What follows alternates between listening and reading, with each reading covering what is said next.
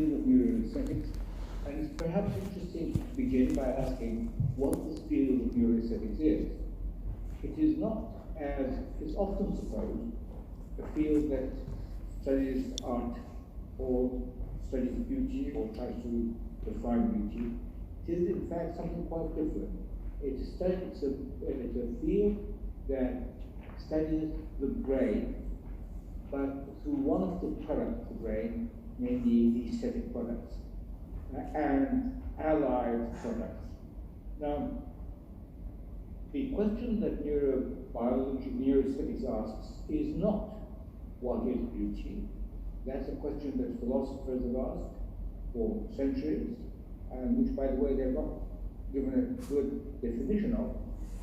Instead, the question that neuroaesthetics asks is, what are the neural systems that are engaged when we experience beauty?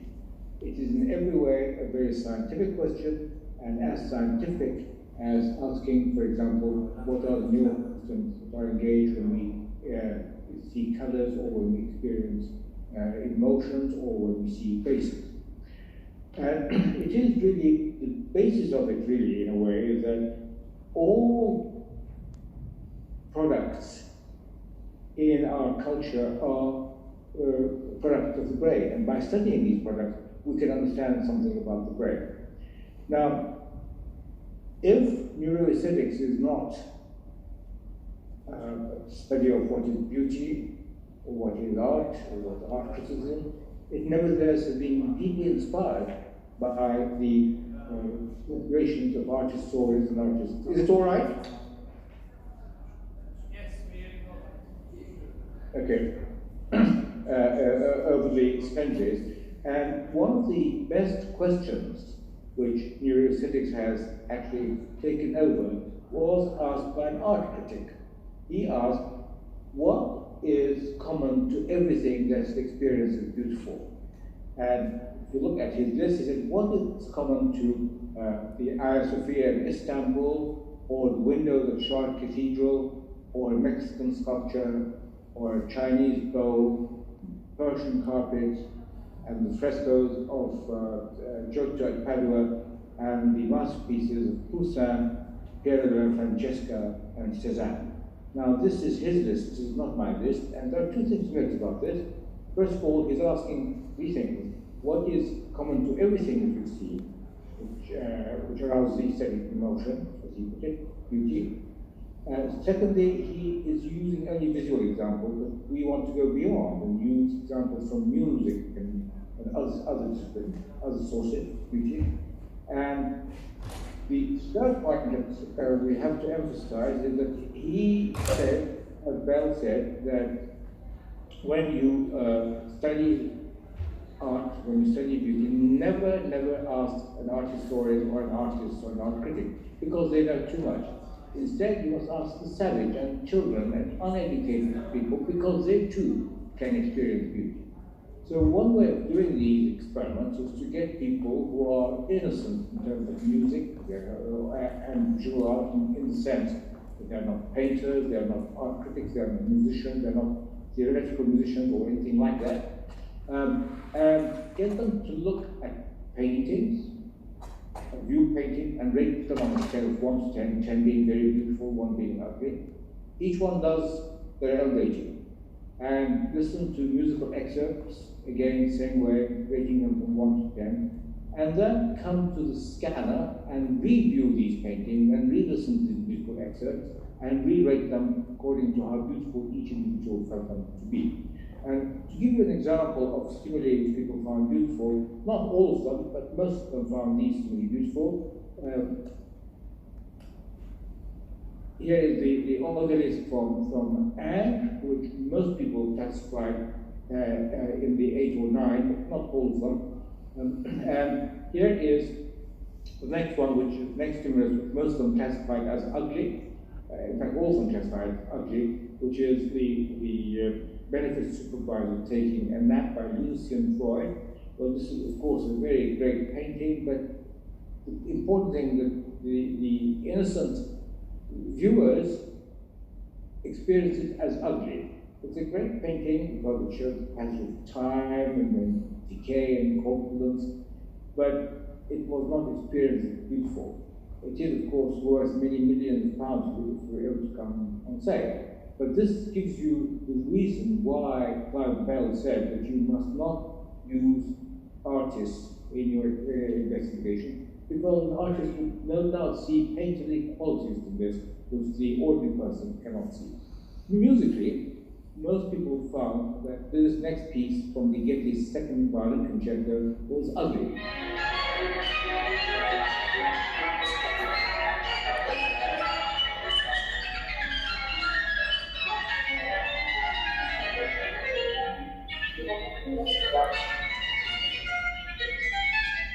Now, again, a musician might find very great musical qualities in this composition. In fact, one of them people do. But the ordinary person is not experienced it before. On the other hand, this next piece from Gustav Mahler's Symphony, that had changed Fifth Symphony, everybody thought was very beautiful.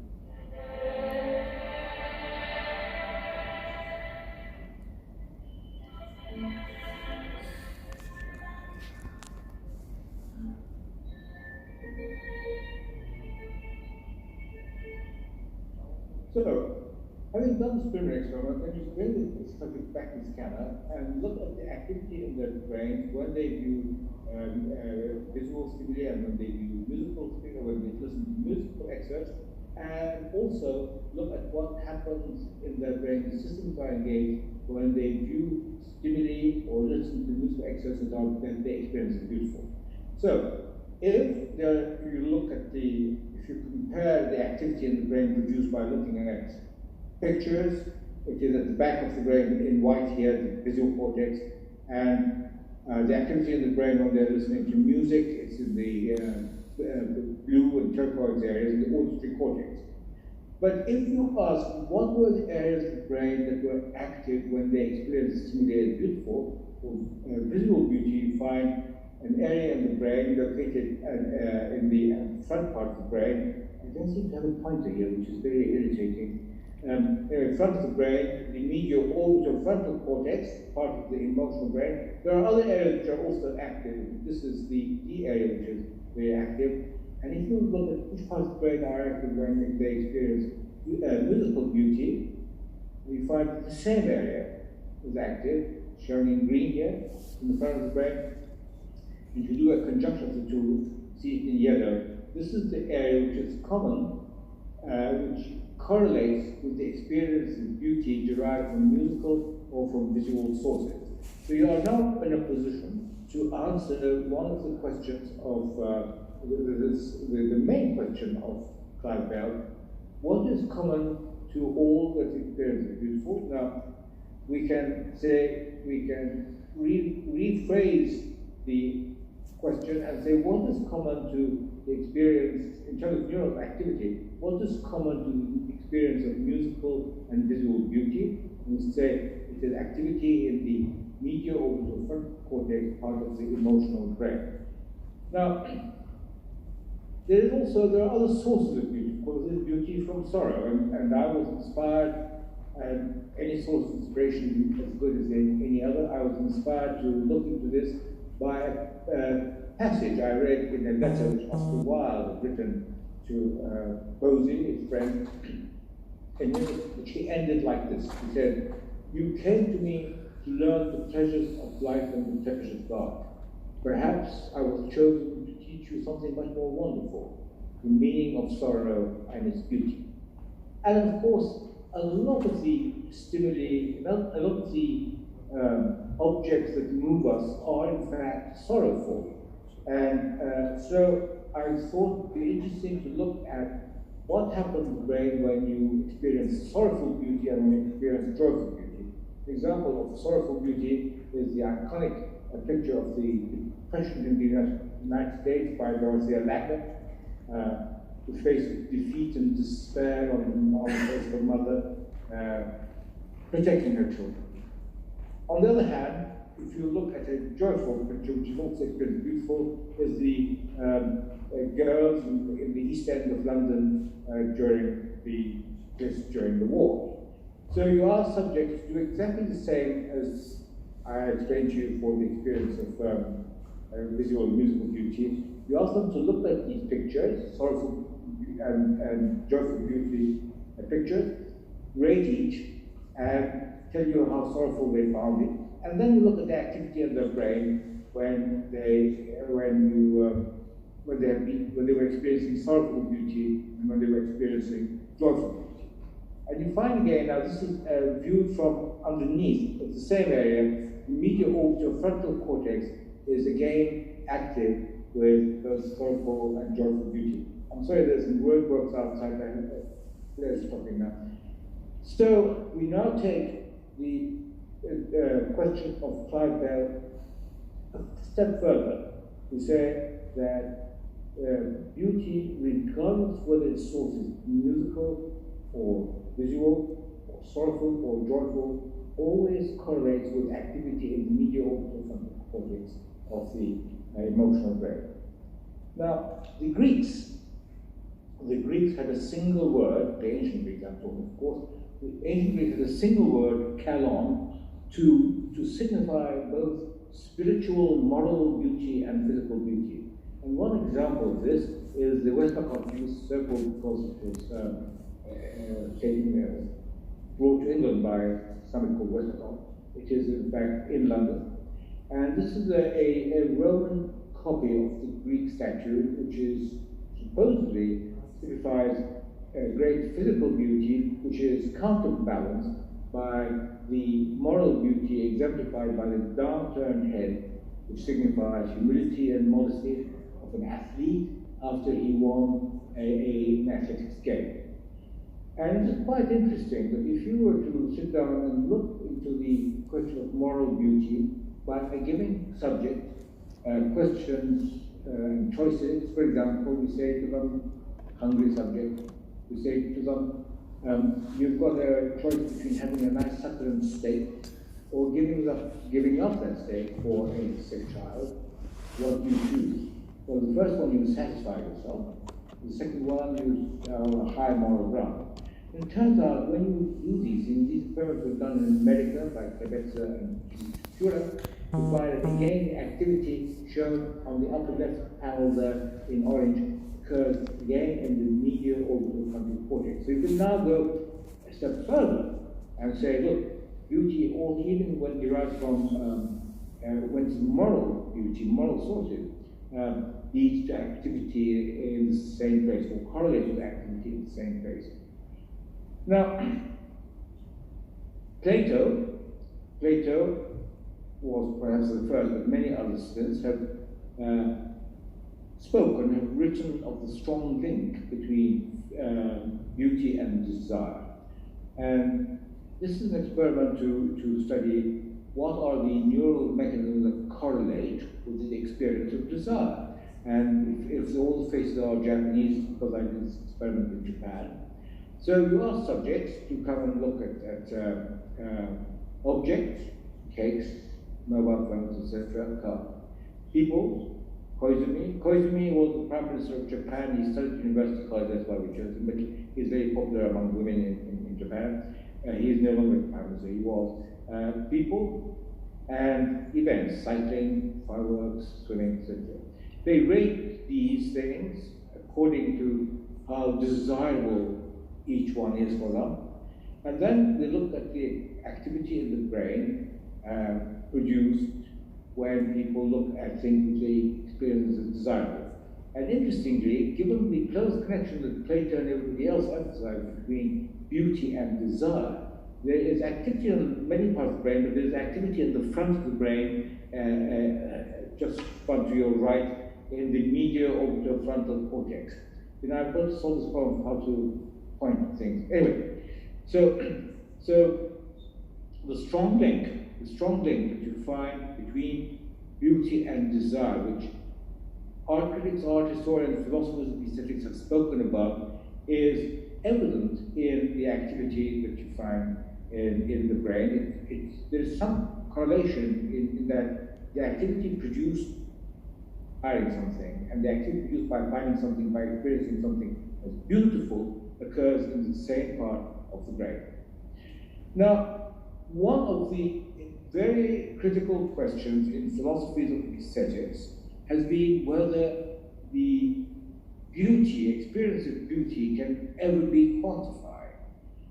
And the answer is yes, because if you look at the experience of the activity in the medial orbital frontal cortex, look at the strength of that activity in relation to the strength of the declared intensity of the experience. In other words, you ask yourself, when someone looks at the painting and finds that it is so beautiful that they rate it 10 out of 10, is the activity greater than when somebody rates another painting 1 out of 10? And the answer is yes, there is a parametric relationship between activity in the medial orbital frontal cortex and the experience of beauty.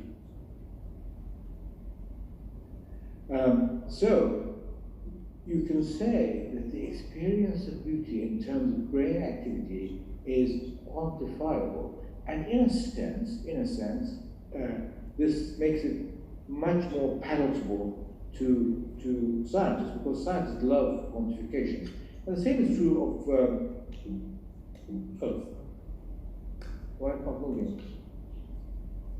musical beauty. So here again, with musical beauty, and activity again is parametrically related. The more people find a musical excerpt beautiful, the greater the activity in the medial orbital frontal cortex. Now it's working fine, okay? So the activity in the medial orbital frontal cortex, when you experience beauty, is quantifiable with the higher the rating you give to an experience, the greater the activity in that area. Now, with ugly stimuli, the activity is in fact occurs in the somatomotor cortex, as if you're trying to get away from what's ugly, but crucially in the amygdala. Okay?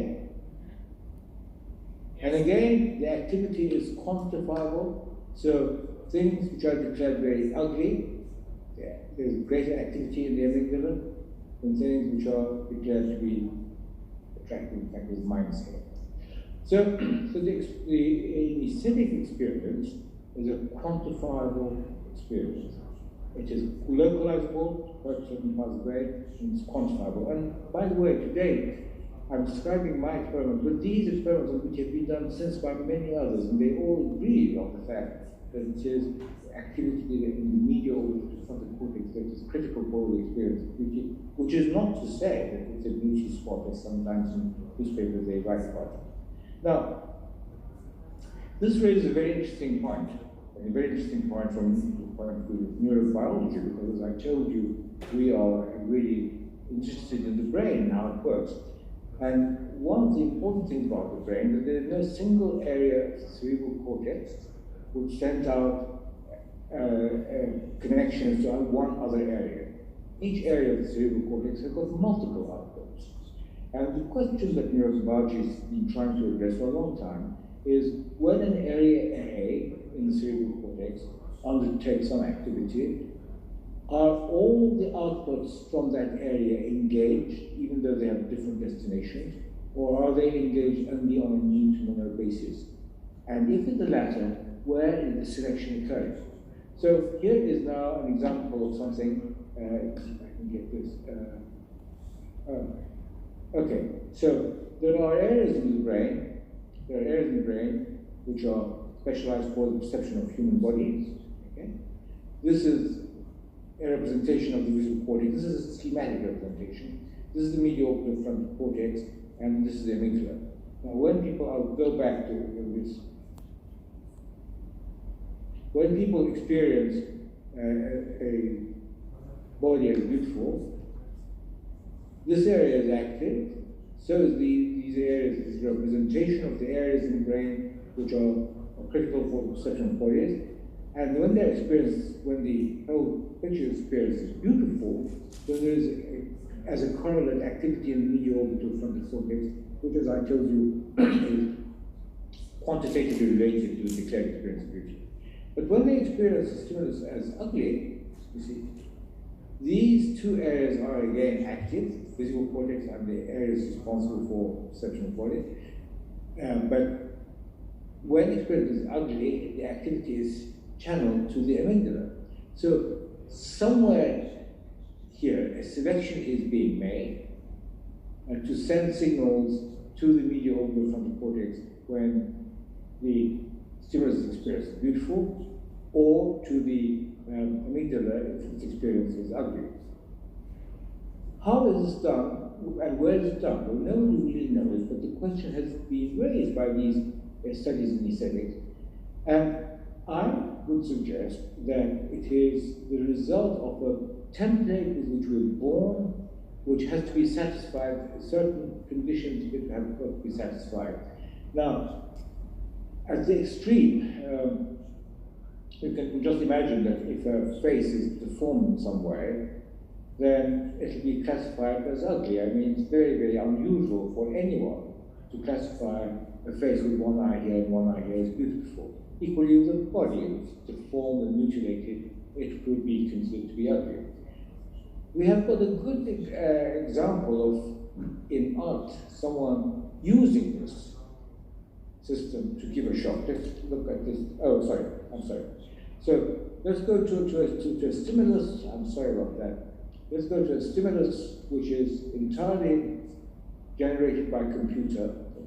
Using fuzzy logic, the computer generates kinetic stimuli which are made up of the same dots, same size, the same speed of motion, the same luminosity, but moving in different configuration. When you ask humans to look at these, this is the configuration that all prefer, and this next one is one which they don't like. And if you look at the activity in the brain with preferred stimuli, you find two things. First of all, the activity is produced in area B5, which is critical for the perception of motion. Secondly, this is now a horizontal section which shows you the activity in area B5. Yeah.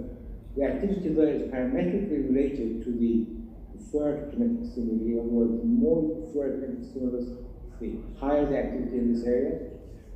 And thirdly, with the most preferred stimuli, you can have activities again in the medial orbitofrontal cortex. So we're advancing in our being able to answer Clive Bell's critical question. So now let us look at what happens when you give the brain, through a subject who's viewing it, give them something which is deformed, mutilated. Now Francis Bacon, the great English presenter, said that that's what he wanted to do. He wanted to give a visual shock, and I'll let you listen to it. I want to give you a shock. Now, shock, you could say, is a form of expression. But what expression it is, I don't know. It's a physical shock. It's not a shock about, it's not a shock you get from the store. It's just a physical shock. So, and he added to that, it is not something that you can sort of bring out cognitively. It has to come from sort of something more primitive. Listen to him saying. Because I made images that the intellect could never make. I made images that the intellect can never make. What did he do to give this visual shock? Here are examples. He deformed and mutilated faces. This is the face of a woman whom he knew for a long time, and he thought was very beautiful, but it's a deformed face. And here is a deformed body, but notice that the chair itself is in fact not deformed.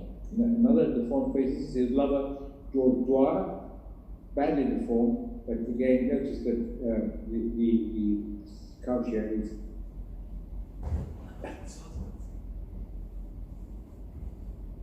oh, we've got a gift. Did you see that? We got a present. Yes. Okay. It's notice that the couch here is not deformed, it's the body that's deformed. And to give a visual shock, he mutilated the brain's template of what a face or a body should look like. And I'm suggesting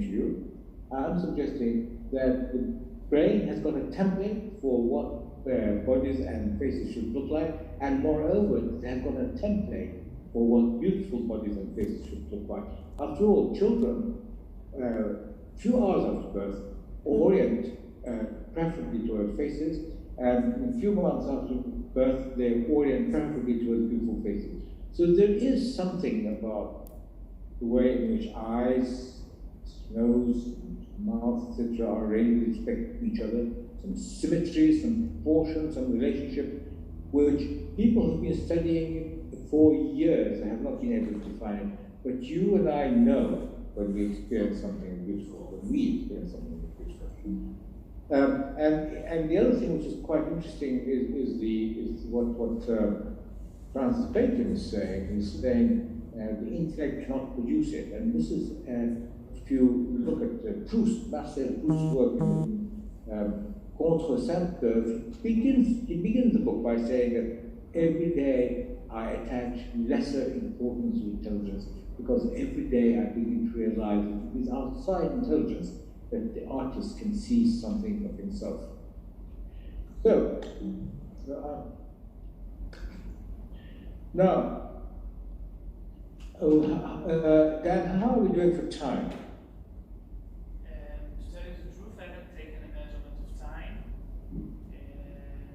Okay, I will rehearse. I'll just carry on since Zoom has kindly given us more time. So let me just carry on, and then I will rehearse privately, and then the next time I will do better. Sure. So, philosophers of aesthetics have distinguished between the experience of the sublime and the experience of the beautiful. I think this distinction goes back a long time ago to Longinus, a Greek philologist of doubtful existence, who said that the sublime is something produced in the mind, something which Immanuel Kant reiterated, the sublime produced in the mind. Now, what is the sublime? The sublime is beauty derived from horror, pleasure from displeasure, enjoyment and awe from horror.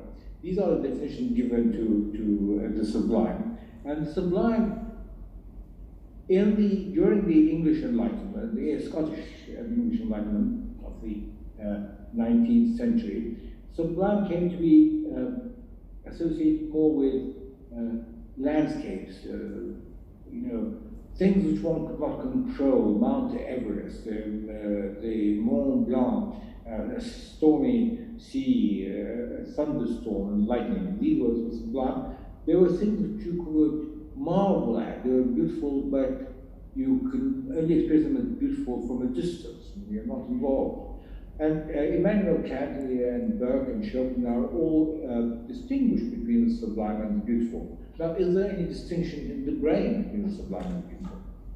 Well, you can get subjects to view pictures which might be considered sublime. The Grand Canyon, it is spectacular, of course. Although, I have to say, they're viewing them in a scanner. They're not viewing them in real life. So their experience of the sublime might be even more intense if you could arrange to have portable scanners, which are coming to do your experiment. So they look at these and they rate them 1 to 10 according to how beautiful they felt them to be and how sublime they felt. And here's another example of a thunderstorm, typhoon. And Edmund Burke gave some certain classifications. He said that there is a correlation, that there's a correlation between size and sublime. Sublime things are larger in size than beautiful things. That there is a sort of a correlation between beauty and the sublime, which there is, and there is very little correlation between sublime and pleasant. The beautiful is pleasant, the sublime is not necessarily that pleasant. And if you look at the activity in the brain produced by the sublime and compare it, produced by the experience of the sublime, and compare it to the activity of the brain produced by the experience of what is beautiful, you find that there are two distinct patterns of activity. I'm not going to describe them all of these areas because this is going too much into anatomy, but I just want to point out to you that there are different brain mechanisms that are engaged with the experience of the sublime and the beautiful. So the areas here shown in red are the areas which are engaged with the experience of the sublime, involves this anterior cingulate cortex and the head of the caudate nucleus. I don't think you need to worry about knowing these things, but I just want to point out there's a difference between the experience of the sublime and the experience of the beautiful, which involves the body of the caudate and the medial orbitofrontal cortex. So that is another reason why neurobiologists should be very, very hospitable to ideas coming from the world of arts and humanities, because they've been pondering these questions for a long time, and their speculations have got substance and teeth and are worth considering. Now, to Immanuel Kant, a supreme example of sublime was infinity. To be able to think of infinity as a whole passes any standard of sense. And so we want to ask another question: what happens in the brain when you experience mathematical beauty, beauty which Plato considered to be the highest form of beauty, because through mathematical beauty, he said, you are able to understand the structure of the universe. And so, what you do, now this mathematical beauty is an extreme example of beauty which is dependent upon culture and learning, because you cannot ask somebody who has got no knowledge of mathematics whether the equation they are looking at is beautiful or not. You have to have people who are mathematically cultured and educated. And so you go to ask mathematicians politely, because they're very difficult people, mathematicians. You ask them politely whether they're prepared to take part in the experiment. Most of the subjects we had were postdoctoral and PhD students in mathematics. You give them mathematical formulae put together by a mathematician. By the way, mathematicians are very, very difficult people. I mean, we had difficulty in bringing these mathematical formulae together because mathematicians said of some formula there's too much physics in this formula, there's too much space in this formula, it's got to be very, very abstract. So we ended up by collecting 60 equations which the subject saw, studied at home for 2 weeks, and rated them on a scale of 1 to 10 according to how beautiful the mathematical formulae were. And then they came back to scan and review these same formulae and re-rated them. And the most beautiful formula to everybody was this formula, which is Leonard Euler's identity equation, which links 5 fundamental mathematical constants with 3 basic arithmetic operations, each varying once. It is considered to be the most beautiful formula in mathematics. And my colleague on this, who died recently, Sir Michael Atiyah, who was one of the greatest mathematicians of last century, always told me that this was the equivalent, mathematical equivalent of Hamlet's soliloquy in Shakespeare's play. And one which they regarded, most mathematicians regarded as ugly, is Srinivasa Ramanujan's equation expressing the inverse value of pi as an infinite sum. Now, some mathematicians from around the world have written to me saying, look, this is unfair, this is a very important equation. Again, this is not important. The important thing is that the mathematicians we have experienced this as ugly.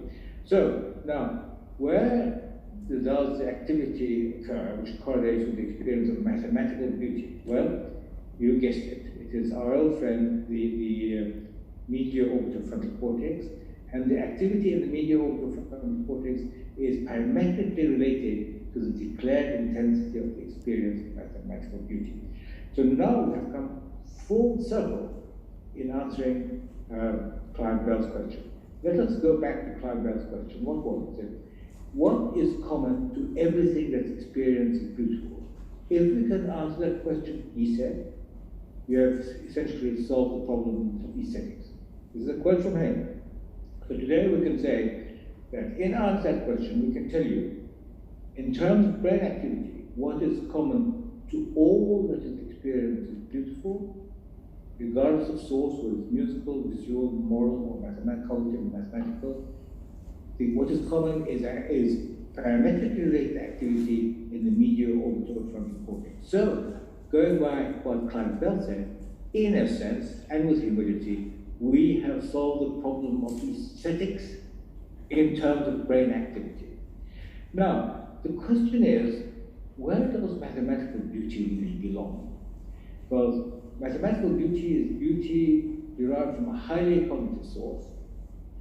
And the question to ask is, what does mathematical beauty consist of? Well, one person who addressed the question was Immanuel Kant. He said, mathematical beauty consists of the fact that some equation makes sense.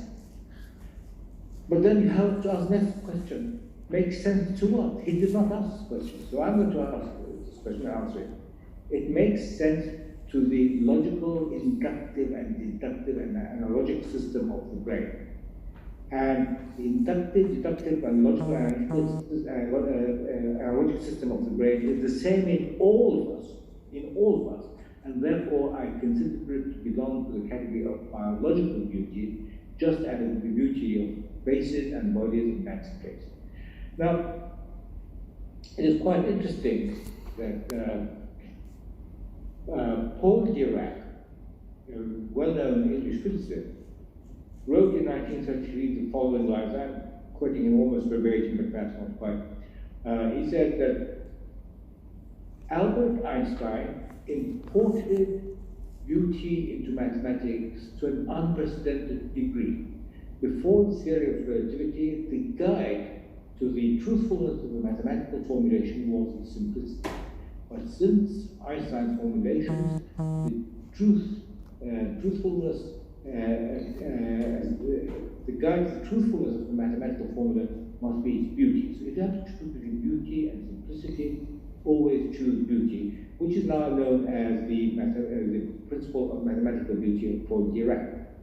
Now, it is interesting to go back to Plato's statement, through mathematical beauty you get knowledge of the universe, and in fact, a lot of our knowledge of the universe, from the theory of relativity onwards, the gravitational, the dark matter, black holes, the expansion of the universe, these are all derived by mathematical formulae which were considered to be beautiful and to which there are no exceptions. And in fact, if you look at the distribution of the mean versus standard deviation for mathematical formulae, you find beautiful formulae most people are agreed on, right? So there is a sort of agreement, whereas with the non-mathematicians, there is no agreement. I think I'll keep the slide out in the main book. So now, let us finally look at the question of it makes sense, which is what Immanuel Kant said was basic mathematical beauty. Now, one of the group of objects that are considered to be sublime and beautiful at the same time consists of things which are ambiguous and vague.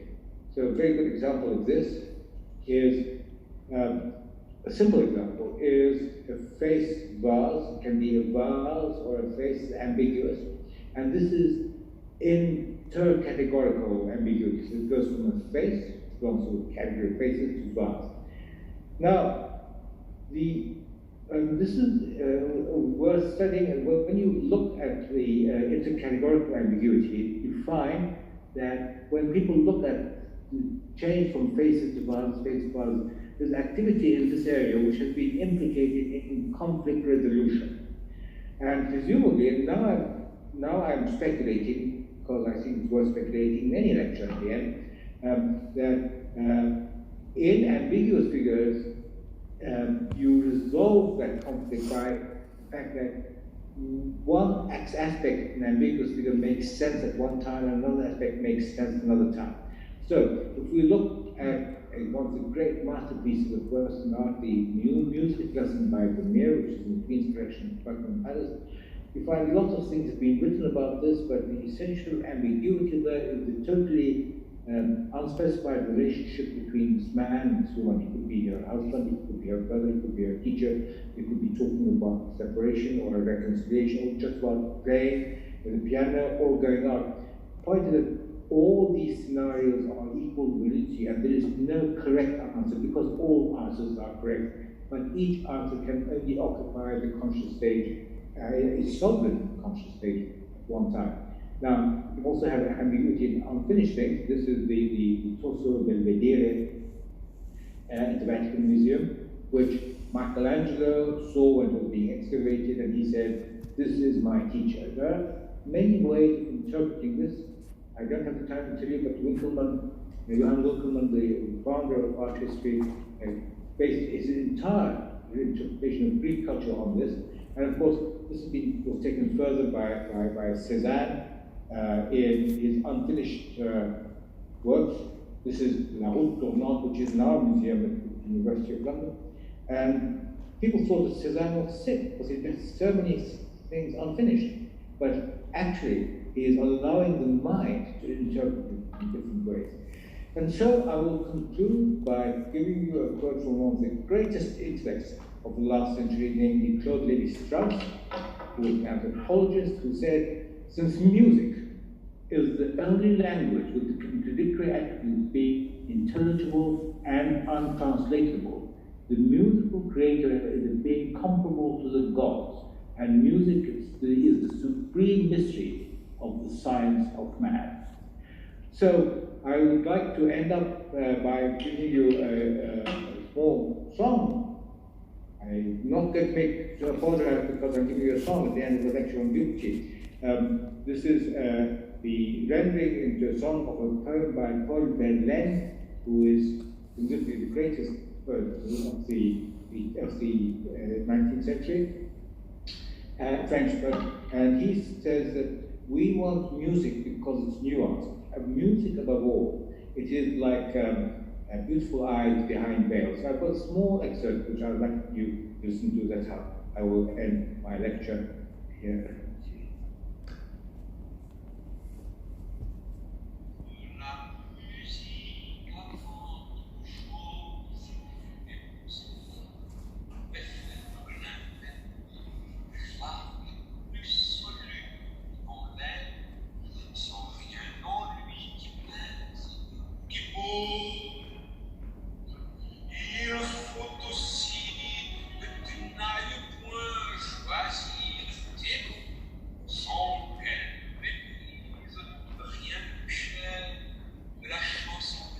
Nothing is more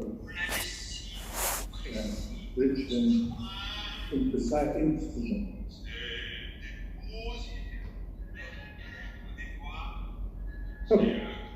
So thank you very much for listening to me. Thank you very much for inviting me, and a great honor and great pleasure.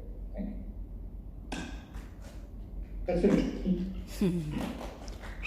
Now, I don't know how long it took. About 50 minutes? Okay. Okay. Now, I think I was a bit too fast.